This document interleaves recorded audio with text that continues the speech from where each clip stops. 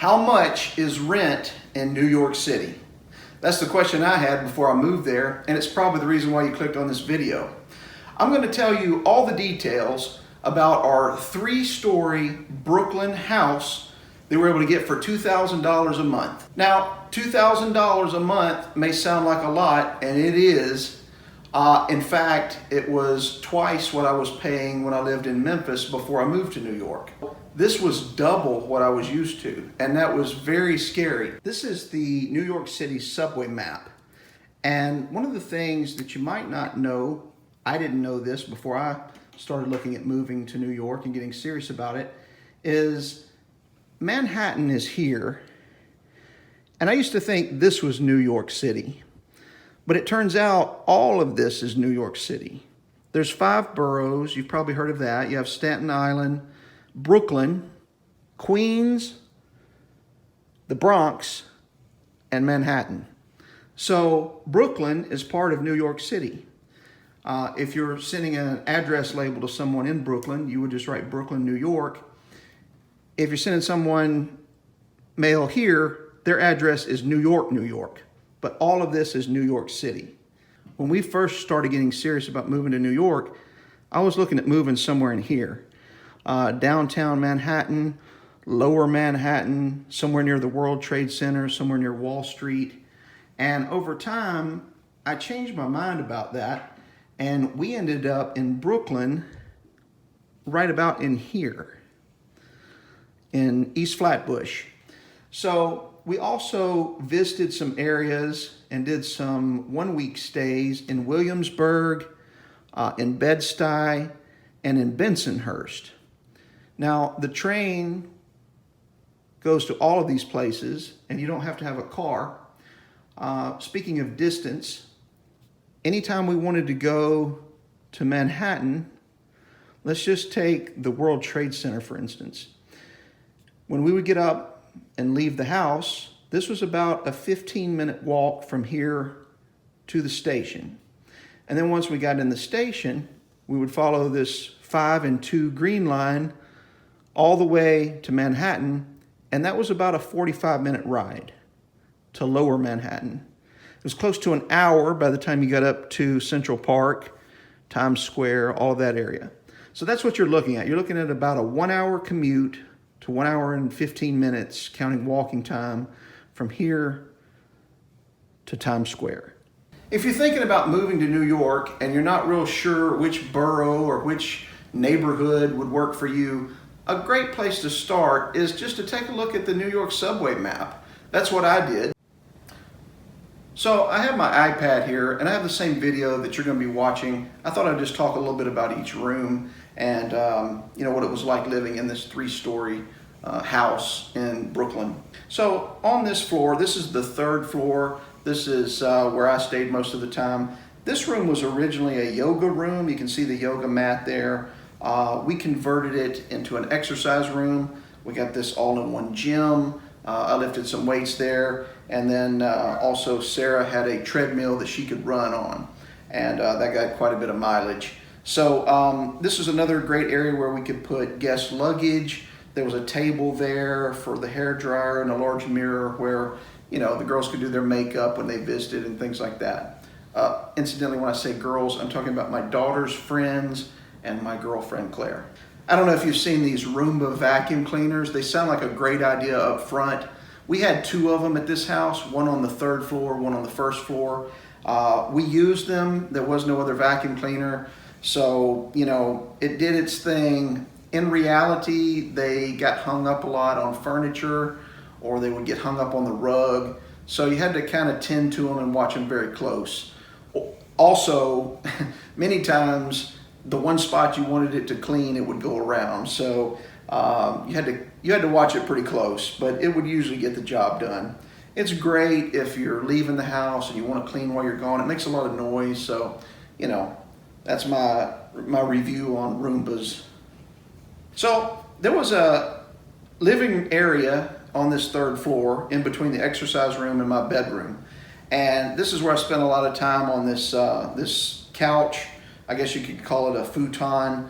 There's a large screen TV there, and you know, it was a smart TV, so I was able to hook that up to the Xbox and, you know, for all the streaming apps, Netflix, things like that. One of my favorite parts about this third floor, whether it was in the morning or late at night, sunset or sunrise, it was a great view. And just the sunsets were amazing. And I'd set up a time lapse a lot of times to capture clouds and things like that. It wasn't a Manhattan type view, but for me, you know, it was on the third floor. I loved it. This is the bedroom, really comfortable bed. West Elm was where the landlord got most of these furnishings, and it did come furnished, so that was great. Going down the stairs to the second floor, and these stairs were steep. You would get a workout just going up and down the stairs every day. There was a desk or two here in that second floor, just kind of in the common area where you could do some work.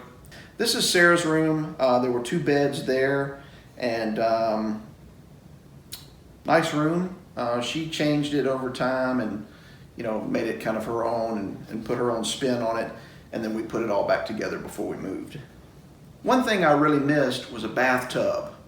Every once in a while, I like to have a nice bath, and here it was only a shower. It was a nice shower. The water got plenty hot, and there was good pressure. It's a fairly modern bathroom, nothing too special. Now going down to the first floor, this is the living room, a very long, comfortable couch to sit on as well as sleep on. A couple of guests slept there when we had a full house. Here's the kitchen. A Keurig machine was provided, and that's where we made coffee most of the time. We did have a French press, but we didn't use that much. Standard refrigerator. As we were leaving, it started acting up a little bit, but told the landlord about it. I think they'll be fine. Some decent chairs here. And then one of the surprises when we first moved in here was this giant dining room. You can see the table there. It was great for, you know, having a quick meeting at or doing some work with a change of scenery. This is what it looked like in the wintertime when it snowed. And this is the most snow I've ever seen. You know, coming from Memphis, we don't get a lot of snow there. So I remember shoveling snow with the neighbor here, and it was snowing so hard that by the time we got the driveway shoveled, it was snowing so hard. By the time we got done, we went back and started again, and there was enough to start shoveling again. That's how much and how fast it snowed there. It just accumulated really fast. Also, we had a very nice backyard for New York. It wasn't huge, but we didn't need a lot. It had a patio with some furniture there where you could sit. I got a grill where I could grill some food. We did that a couple of times, and it was just a nice area to sit on the back porch, eat a bacon, egg, and cheese and some coffee in the mornings. You know, a lot of Brooklyn homes have what's called a stoop, and these are the steps that come out of the front door down to the sidewalk. And we had that. It wasn't as nice as some that you see that are made out of stone. This was concrete with just a little rail there. But we spent a lot of time there solving the problems of the world, especially over the last couple of months. We had plenty to talk about there. But great memories of my daughter there on those steps. We had some really good conversations that I'll never forget. So that's the apartment tour. The one thing I wanted to say is, if you're thinking about moving to New York City, and you're like me and you see that $2,000 is double what you were paying, don't let that scare you away from doing it. Things have a way of working out for you once you start making decisions.